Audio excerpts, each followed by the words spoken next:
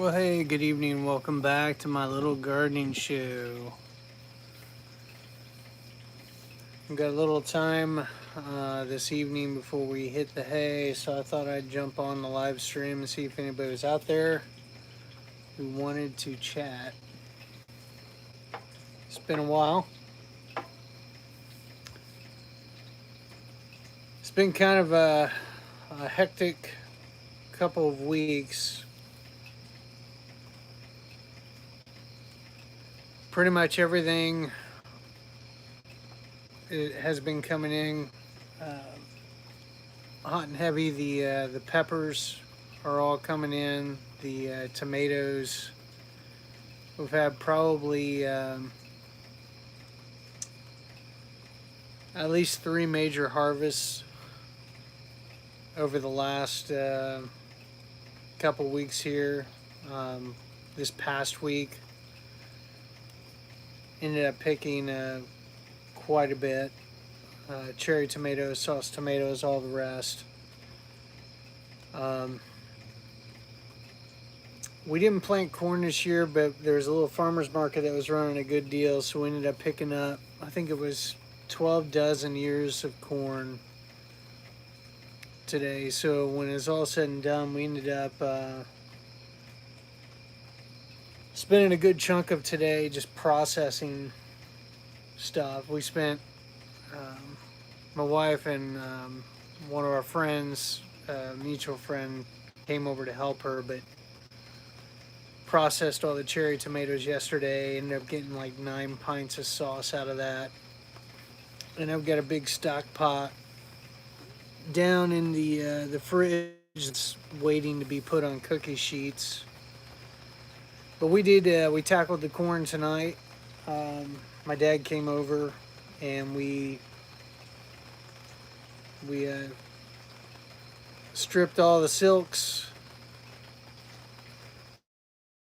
Hey Tom, what's up, man? Yeah, you should be canning, man. We've been canning like mad. I should have taken you up on when you saw those lids, because we're now at a point where we're about out of lids. In fact, I ended up going to Meyer this past week. I lucked out because they were restocking everything. They had their inventory in, and they had a bunch of. Oh, good. That's good. Yeah, I have to connect with you. It's been a while since I've been over. My vehicles have been running okay. We need the narrow lids. Most of our pints are narrow. But yeah, if you got some lids, man, that would be awesome. We tackled the sweet corn today. I got my food vac machine. We spent, I don't know, probably about 3 hours on it. Had the kids shucking corn, removing all the silks. We had the big monster metal canner out on the turkey burner, and then I had a cooler to cool the corn down, and then we were zipping corn, and I had a big trash can set up, and we knocked it out, and then put it on cookie sheets, put it in the freezer to flash freeze that stuff, and then started working it through the food vac machine. I ended up getting, I think it was 45 quarts. Yeah, about 45 quarts of corn is now in the freezer. We've got probably right at about 50 pints, 48, 50 pints. Yeah, we thought about it. We didn't have lids.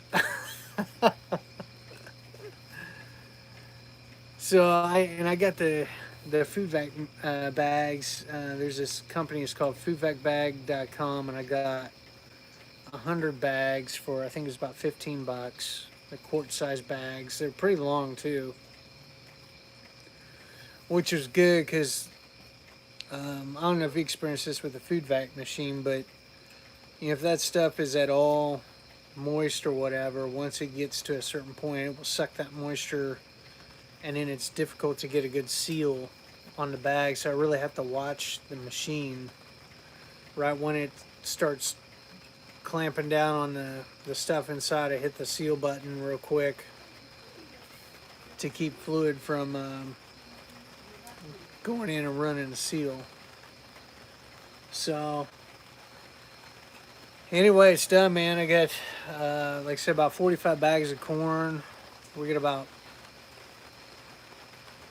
50 pints. It's probably about 50 pints of sauce, 60 pints of salsa, and I've got probably another, I'm gonna say probably about 25 pints, 25 to 30 pints of sauce to go. You took out your tomatoes. What?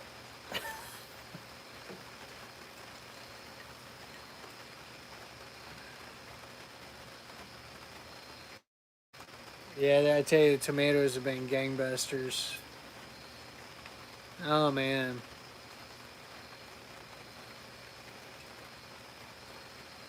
Our tomatoes are still producing. In fact, I think I sent you a picture of my new record, the Dallas Wilson Cube. I actually made a YouTube video. I haven't posted it yet. That's good. But anyway, I think we're through the thick of it. We got most of the harvest saved and processed, and we've given away quite a bit too, which is a good thing. I got really nice True Black Brandywine. Oh, that's cool. I thought about getting one of those. They've got some pretty nice attachments um, for the KitchenAid. We got one of them the big stand mixer.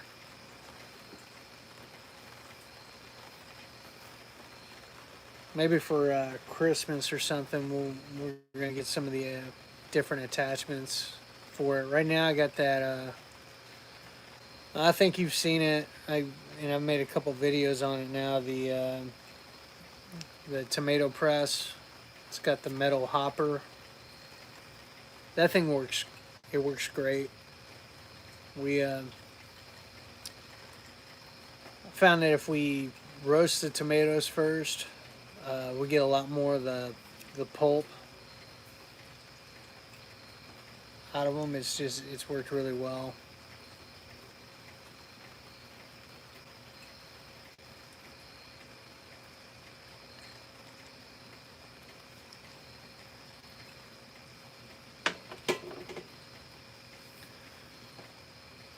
So what else you guys been up to?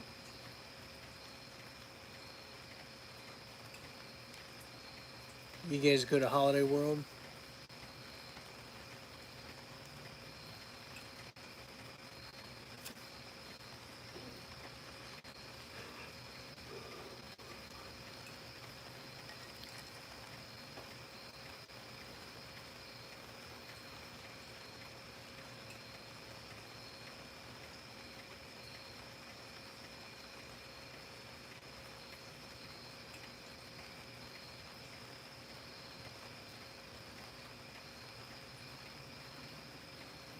Uh, yeah, I've been. I watched a couple of your videos. I just haven't commented. As far as the stuff you've been doing to the Honda, which is pretty neat. It's funny because we got the two kind of beater cars for the girls. We got that '96 Cavalier. It's a '96 or '97, and then that I think it's a 2001 Acura for my daughter. We went down to Hocking Hills like a couple weeks ago. I took some vacation. We took the girls to, well, I took the kids because I got a son too. But I took them down there, spent the day hiking around and stuff, and then on the way back, we went into Cincinnati, hung out, and then on the way back, her check engine light went on. It's like, when's the last time you checked the oil in this thing? And she hadn't been really keeping up on it. So I was like, man, I better get. So I ended up getting 3 quarts, and that's what it was. Her engine was 3 quarts low on oil. She's lucky she didn't blow it up. In fact, when I took the oil cap off, there's like some steam coming out of the thing. I dumped a bunch of oil in there. We got it up to speed, and now it's been running fine. But anywho,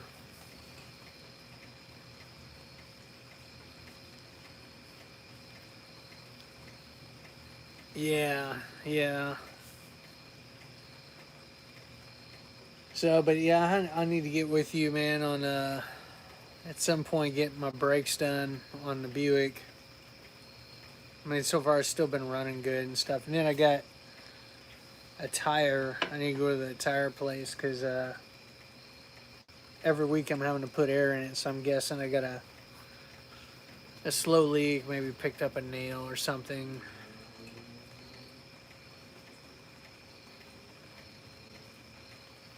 But need to get my I think it's the driver's side front tire checked out.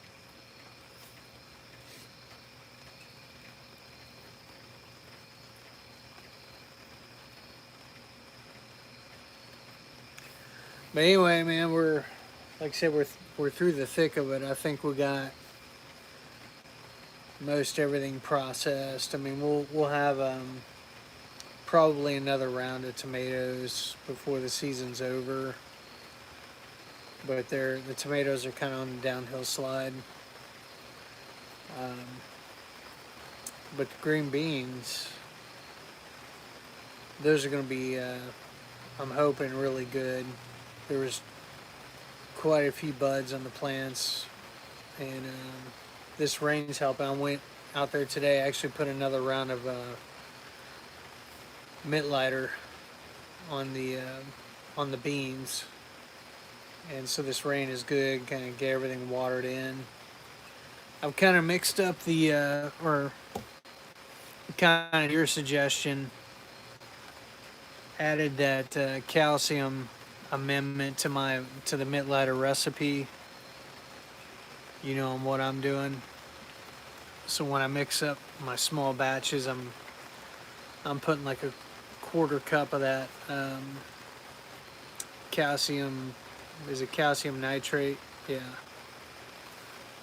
calcium nitrate in with it, and so far it seems to be working pretty well. The rain is starting to pick up, man.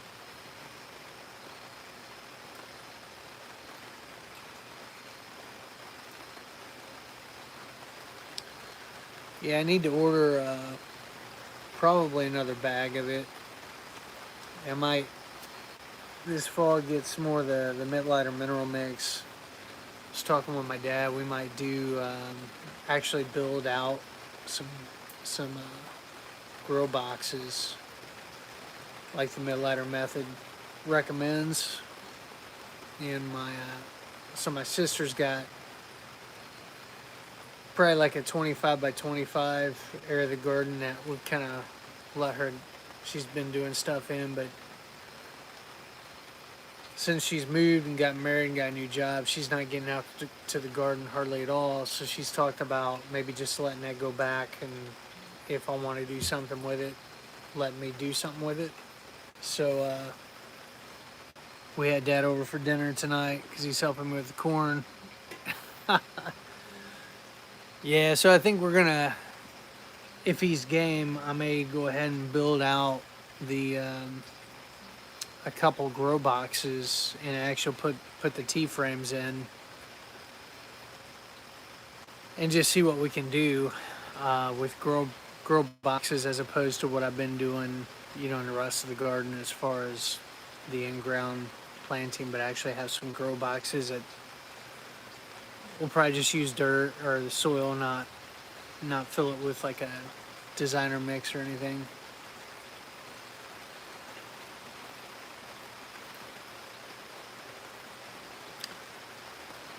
Man, like I said, we've been getting some really nice tomatoes. Here's a True Black Brandywine.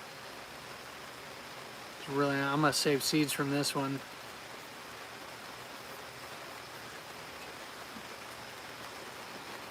I about got all my seeds saved for the season. All the tomato varieties we grew, I've got seeds put back, and then our peppers, most of that too.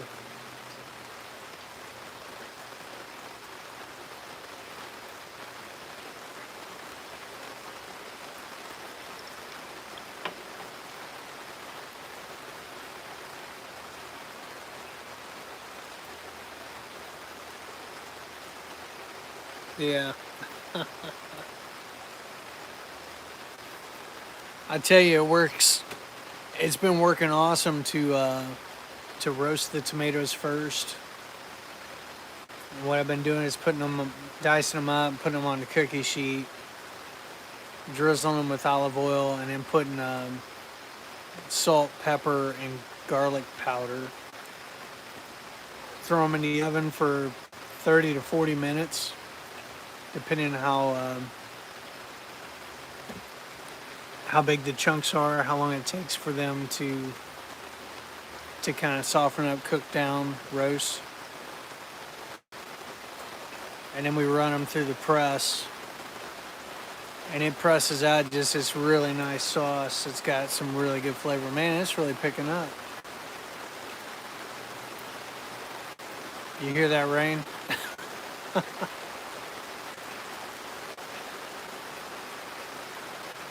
Yeah, I've never tried Mrs. Wages.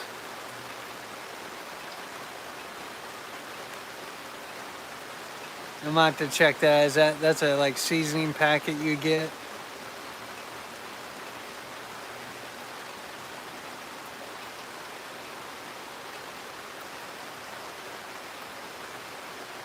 Are you in your little shed or your garage? Or are you on the back deck? Or a back patio? I guess, or your back porch?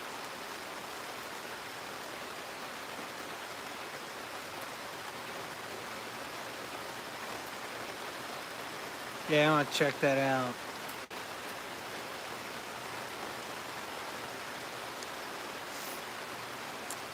Yeah, I tell you, the last thing I still have to do is run my food dehydrator. I actually got it out tonight. I was kind of looking at trays and stuff, but I've got a bunch of hot peppers, jalapenos, this one pepper called Buena Mulata, and what I'm probably going to do is dice up all the jalapenos we've harvested so far. I'll put them on the trays and start dehydrating them here outside, and then probably run them through the NutriBullet that we've got. That worked pretty well last time as far as really pulverizing it into a seasoning or a powder that I can then sprinkle into like chili, pizzas, stuff like that. Anyway, hoping to really get everything squared away and then kind of see what happens this year with like just life in general. I mean, it's a lot of crazy stuff happening in the world. With the COVID coming back, the different variants that they're talking about. I mean, who knows how it's all going to play out.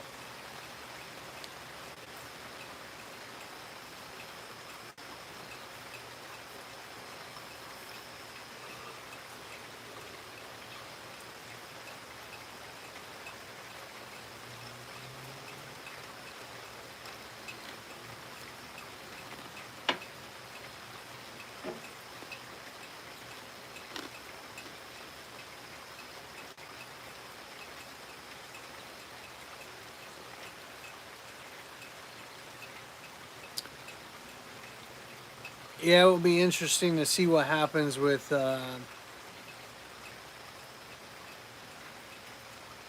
Biden as well. Like this next year, I know he's news does a good job of kind of hiding kind of his cognitive difficulties. I don't know how old he is. He's like in his 70s, I'm thinking, probably upper 70s.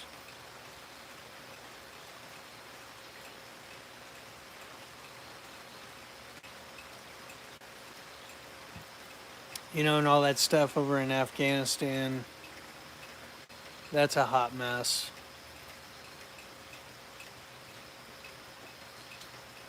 I think the real difficult thing is um, it's difficult to know what to believe because there's just a lot of news sources out there, just a lot of noise.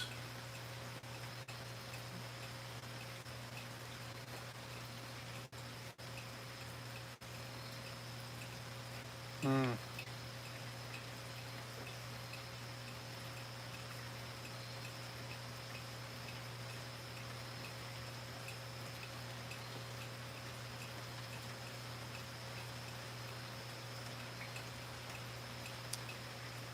Yeah, it's kind of all the more reason to kind of just be ready, you know, and like being wise, kind of understanding times we're living in, you know, putting a little bit back as far as food and resources, you know, not like idolizing it, but kind of like how you're doing, where, you know, you go shopping and you've got some extra money, you know, you get an extra bag of flour, or you get an extra can of that, extra jar of peanut butter, you know, different things like kind of staples,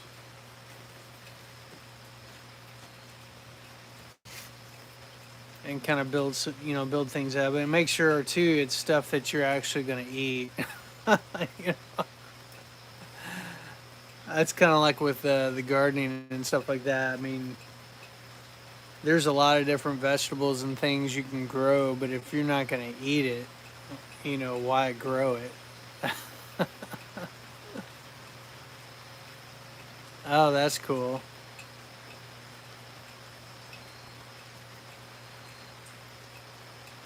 Yeah, I got some protein powder. I've been making shakes for breakfast, trying to eat a little bit healthier, at least one meal out of the three, or sometimes I only eat two meals. Like today, we just did two because we had kind of a late, almost like a brunch breakfast, ate at like 10, and then didn't eat again till later this evening.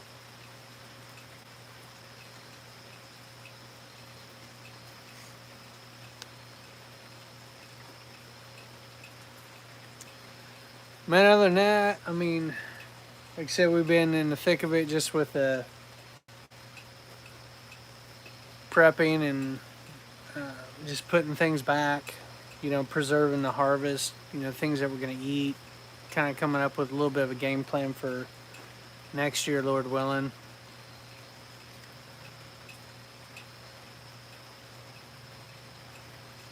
Other than that, we've just been just crazy busy with kids, with church, serving, helping out there, helping other people out.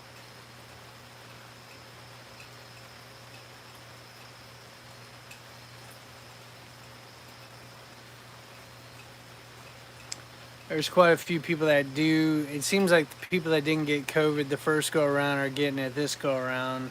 Our neighbors across the street are struggling with it right now.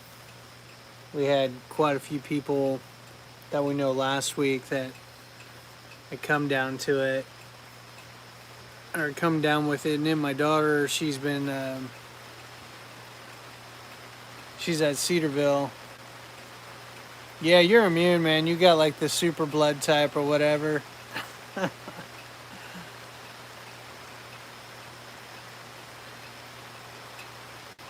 When my daughter, she's at Cedarville, I guess they had a huge outbreak on campus, and I think it was for every person that caught it, they had to quarantine 5 people that they were around that they potentially exposed. And I think at one point they had 400 confirmed cases, or like 10 or 11% of the student population. It's kind of gone back down. I think there's only about 4% right now that have it, and they've been able to quarantine and kind of keep everything in check.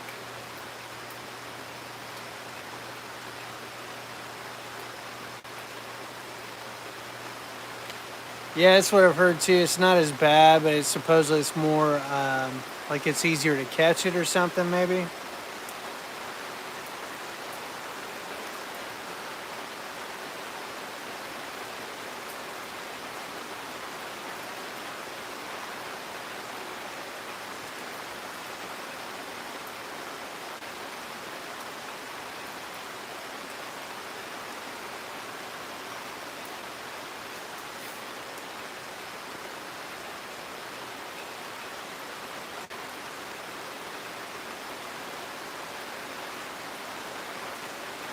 That's crazy. Yeah, I don't know. I mean, those guidelines and stuff, they're good to a point and all that, but I don't know if it was like just the fatigue of this last year, but it's kind of like after we went through all that and like, one, we caught COVID, but, we lived through it and all that, and then continued to follow all the guidelines and everything. Once everything, they kind of lifted everything. And now that everything's kind of happening in some ways again, it's like, man, we don't want to go back to that. Like,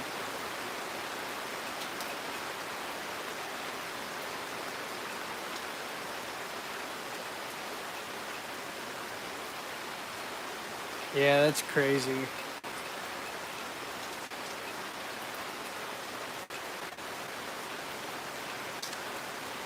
It was kind of an interesting. I listen to a lot of different things, and recently listening to this. What is it? Weston A. Price Foundation. They've got a Wise Traditions podcast that has just some interesting stuff. In terms of like traditional ways of living and homeopathic remedies and various things. But they had a gal in there, I'm trying to think the episode, but I think they were talking about vaccination type stuff, but it had some real interesting.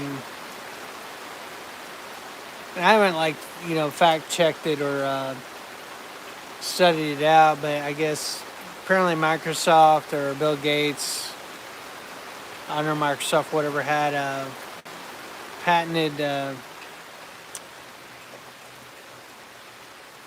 these sensors or whatnot that could be injected into the body or implanted or whatever that could, take temperature readings, could basically glean all kinds of information that they could correlate to thought patterns and emotions and this, that, and the other. But what was interesting about it is they're tying it to one of the applications is to generate payments for like cryptocurrency mining or whatever, like a payment system. And the idea is that, yeah, they inject this into and the patent number, interestingly enough, is 060606. And I looked it up. I was like, what? This is no way. And it was, I think, April 2020 or whatever, they came out with this. And supposedly, they're testing it in Africa now with like MasterCard and Bitcoin, whatever. But I think what this guy was kind of pointing out is that any transmitter can also be a receiver. And the idea is that, yeah, the idea is that, there could be some nefarious, um, kind of darker implications to this kind of technology, where they've talked about, I guess, futurists who kind of dream about what future society would look like. Is one of their ideas is that everyone will be connected to the Internet of Things and transmitting information continually. But then the idea is that another step to that is uh, you could actually influence people's thoughts and emotions and things like that, um, through this technology. And the idea is like maybe you make people nicer, or you give them memories of things. And I guess they spin it as positive application, like, and I guess Elon Musk is into this too, like the idea that you could upload a memory of something, like if you wanted to learn something, if you've got this Neuralink chip. He's doing something a little different, but the idea that you could just, it could be uploaded to you and you would just have that knowledge, and it would be uh, there in such a way that it would just be your memory. If you wanted to learn karate, or um, I guess even automotive knowledge of things or whatever. I mean, there's all kinds of, just, again, the futurists kind of thinking on this stuff. But man, the implications of that technology too, as far as the darker side of that, like, hey, what's up, man? It's I think, yeah, like the Matrix. Yeah.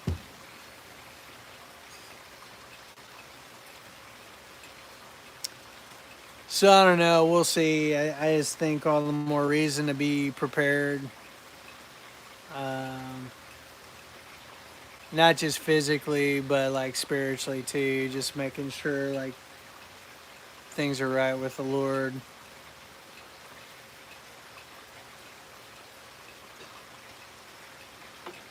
Which kind of interesting segue. So we've been studying through the book of was it Romans?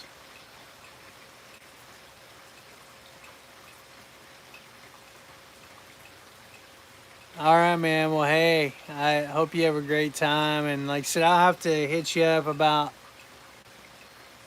the brakes too at some point. Order the parts and all that stuff if you got time. But yeah, anyway, I don't know. We've been studying the book of Romans. It's been a real fascinating study this go around. It just seems like every time you study the scriptures, you glean something new, that kind of applies. Um, but it's interesting, I guess, reading the background, like early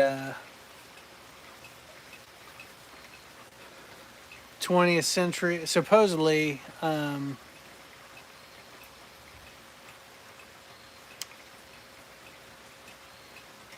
Yeah, that'd be awesome. I'll have to bring it by, man. Have you check it out.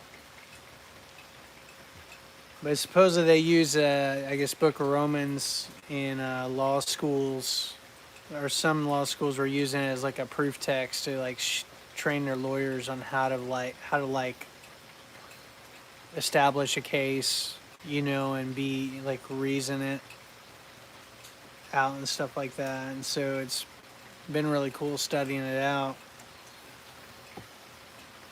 Kind of the first 3 chapters, he kind of lays out the case for God's righteous judgment, that God was justified in condemning mankind and in judging us because of sin.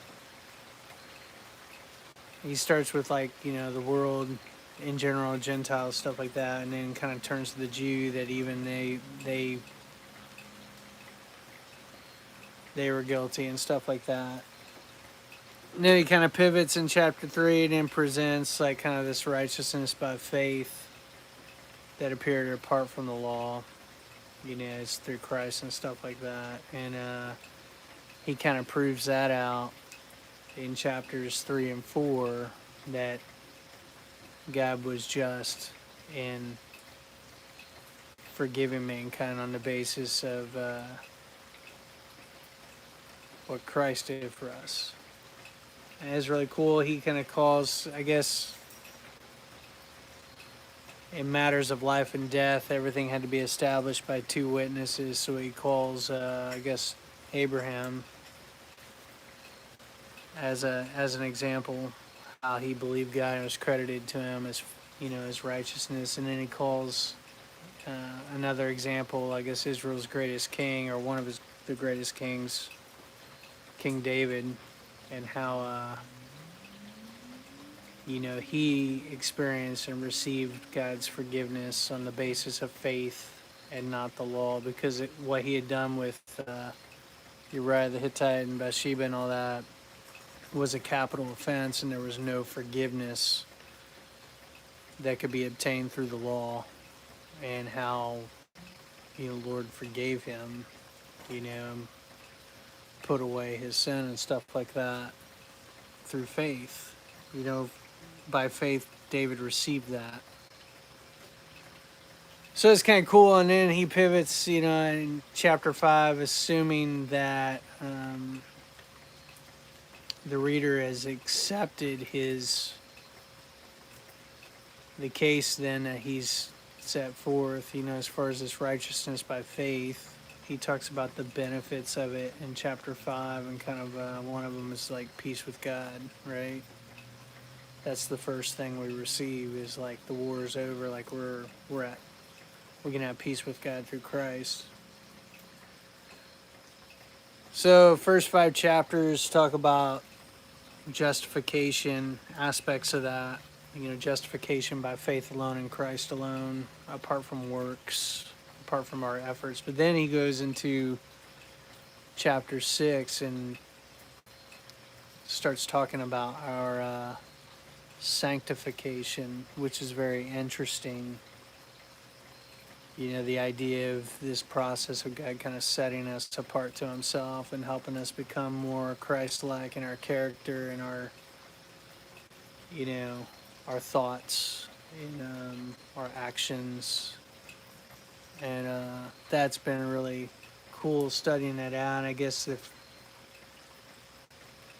first thing he kind of starts talking about is this idea of the sin nature, kind of like what Christ accomplished in his death, burial, and resurrection. But in his death, how basically the old man, or that sin nature that we all have, that we inherited through Adam, that we're born with, was crucified with him by faith. Like,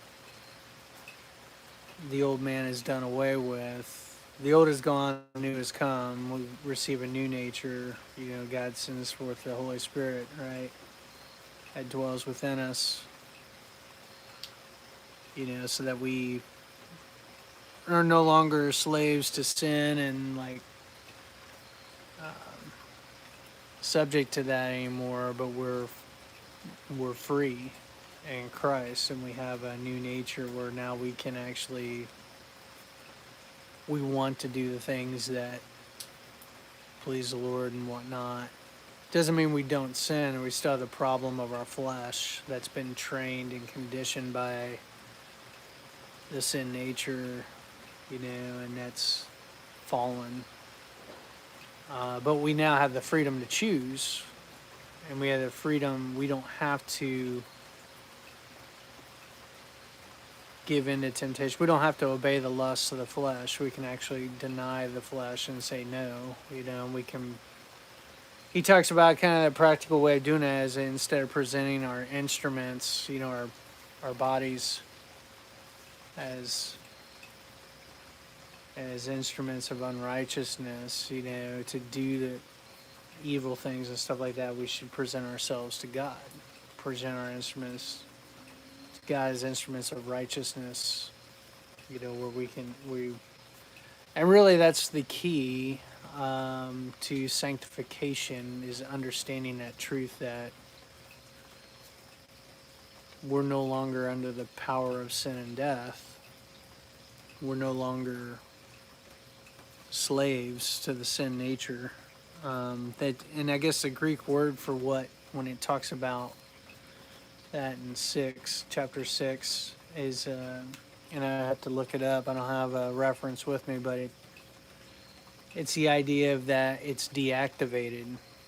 It's still there, but it's been rendered like impotent or powerless. It's been rendered inactivated to where it no longer has any power over us. We can now choose. But it's a process. It doesn't happen overnight, and it's kind of like the analogy of someone who's lived their entire life in the prison system, and suddenly they're told, hey, you're free. Well, how do you don't just change overnight. Like, it's something the Lord has to teach you by way of His Spirit, where He helps you become wise for salvation through the study of like His Word, and abiding in Christ, just as like it says in Colossians and stuff, as we started, or as we began, continue in the faith, being rooted in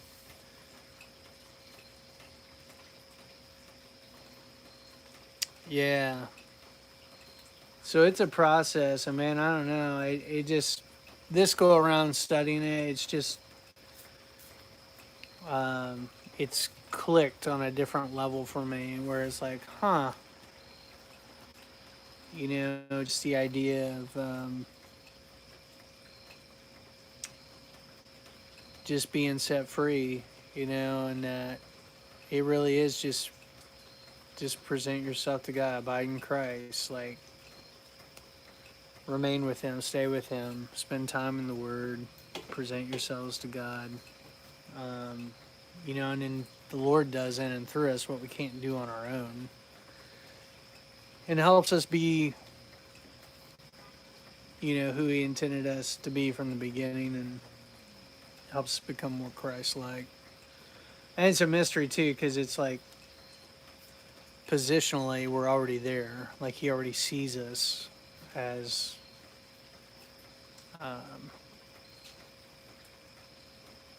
we're seated with Christ, we're hidden in Christ, I guess the book of Ephesians talks all about that, first couple of chapters, and yet there's the work that happens now as we kind of grow, go from faith to faith, and we kind of grow in that.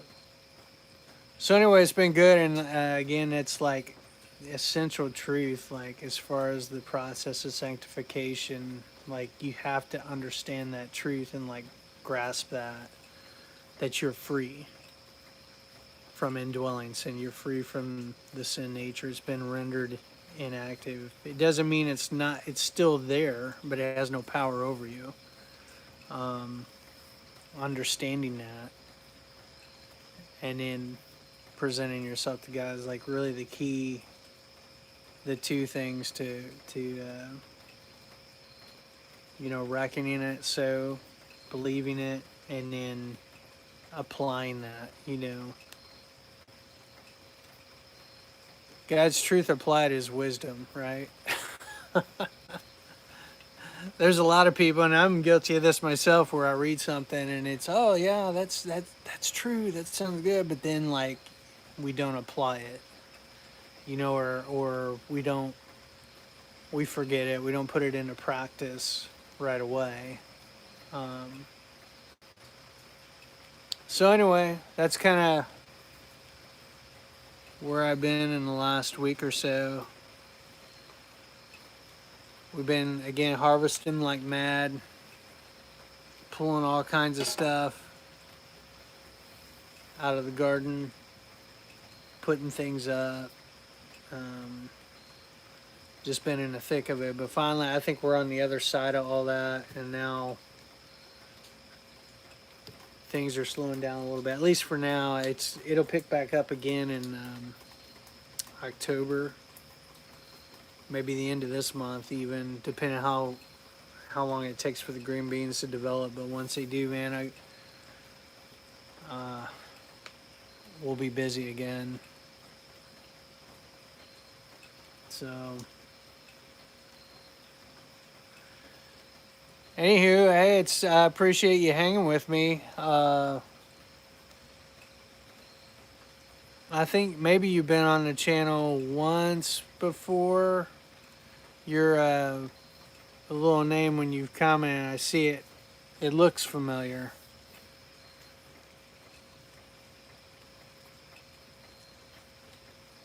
Yeah, those are good words.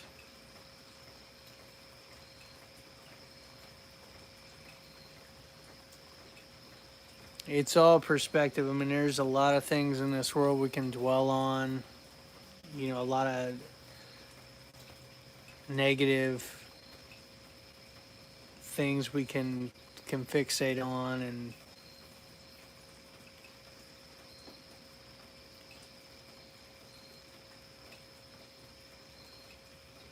yeah.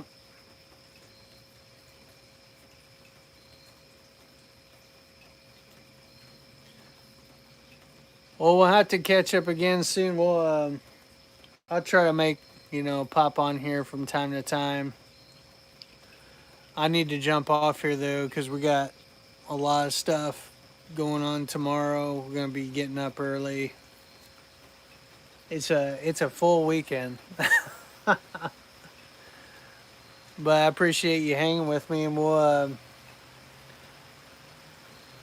I got a video I'm probably gonna post about not these. This is the True Black Brandywine tomato, but I got this other one. It's called Dallas Wilson Cuban, and it was 2 pounds, 7.8 ounces, and I've got a picture of that. And then when we weighed it again, it lost a tenth of an ounce or whatever. It was like 2 pounds, 7.7, and it changed to 2 pounds, 7.6. So it's in that neighborhood, but it breaks the record I had last year. I had a 2 pound, 7.6 ounce tomatoes. So this one matches and maybe slightly bests it by a tenth or two of an ounce. But I made a little video on that. I haven't posted yet, but I'm gonna try to get that up this weekend. So other than that, we're gonna get going. So I'll, Lord willing, catch you on the next one.